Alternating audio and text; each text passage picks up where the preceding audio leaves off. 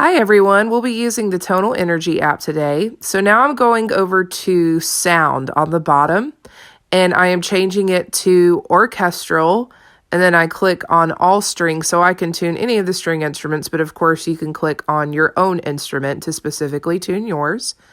After I get out of that, I make sure that the sound is on saw wave because saw wave will play the pitch of anything.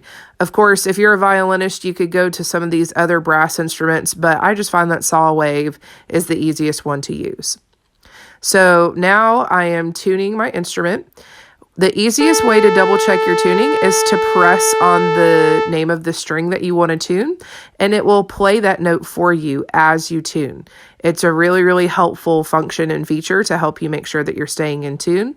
And as you can see from the video, you can't hear, but I am tuning my instrument and I'm making sure that everything is in tune. It is showing me either through the left or the right if my string is flat or if it is sharp. So if I need to tighten it or loosen it. So obviously if the string is flat, I need to go up. Now, this is the metronome. The metronome aspect of this app is one of my favorite things. You guys know because I use it in class. If you click on the sound bar there, you can change the sound. I like to keep it on drum, accent beat 1. Over there, you can change the meter. Right now, I have it on 4/4.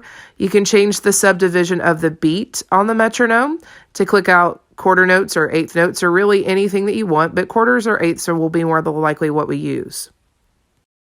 So before I even get started with tuning anything on my instrument, I want to remind everybody and really drive home the point of making sure that you are constantly plucking or playing your instrument as you tune. I will probably say that more than once in this video, and that's okay, because if you're not constantly plucking or playing the string, then you don't know what pitch you're changing your string to, and that leads to more broken strings and more broken things that we don't want. So please, please, please, please, please, before you start tuning, please make sure that you're consistently playing and plucking the string as you tune. Okay, so now for actually tuning your instrument. Now that I've showed you all a little bit about how the Tonal Energy app works, I'm going to show you how I utilize it with tuning my violin. Now, you don't have to use Tonal Energy. There's tons of tuning apps out there. I've provided a tuning website on the OneDrive. There's plenty of things that you can use, and there are plenty of apps out there that are free. I just prefer Tonal Energy because of the metronome and tuning function, but you can use anything that you need to help you tune. But here's why I like using Tonal Energy to tune my instrument. So I have it on right now, and I have it playing the E string. My E string, however, is very out of tune. Notice it's picking up my string while it's continuing to play the drone E for me. So I know what pitch I need to tune to, and I can hear it while I'm tuning my very out of tune string. So now I'm going to play the E again as I tune. Remember that when you're tuning using your pegs, that means your string is super out of tune, because if it's a whole step or less, so say you go to tune your D string and it's showing up as C, then at that period of time, you could use your fine tuners here at the bottom. And that just goes righty-tighty, lefty-loosey. You turn those to the right, it tightens your string. Turn them to the left, it loosens your string. It's a very simple process. Pegs are a little bit more complicated because unlike guitar pegs or any other instrument, you have to push the peg into the peg box and push in and up in order to get the peg to stay here in this peg box. If you just push up without pushing in, it is very possible that your peg will slide backwards and get further out of tune. You also have to be careful with pegs because they're very sensitive. So you don't have to push very far to make it tune up by quite a lot. And you guys will see what I mean in just a moment. So I'm going to turn the E on my Tonal Energy app,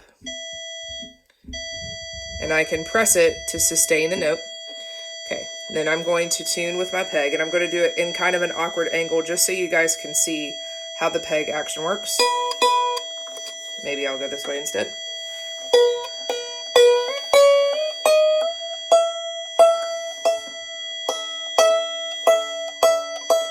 And there you have it. Now my E string is in tune. And I used a little bit of my fine tuner just to get it the rest of the way there. but I really used my peg most of the way through. So if you're an 8th grader or a 7th grader, you guys should really feel more comfortable with tuning with your pegs at this point, or you shouldn't be afraid of them, I should say. If you're a 6th grader, I can understand why this might be a little intimidating for you. And if you're a cellist, pushing in a cello peg is definitely way harder and requires a lot more hand strength than pushing in a violin or viola tuner. But I encourage you guys to try it if your string is really out of tune. Again, please don't untune your instrument unless it needs it for some reason. Mr. Crosby will be uploading a video soon about how to change the strings on your instrument should one of them break. But remember, when you're tuning, the worst thing that you're going to do, you can't really mess up your instrument too much just by tightening and loosening the string. The worst thing that you're going to do is break a string. That's the worst thing that you can do. So don't be afraid of it. Keep trying it. Try to get your instrument in tune and do the best you can so you can enjoy playing.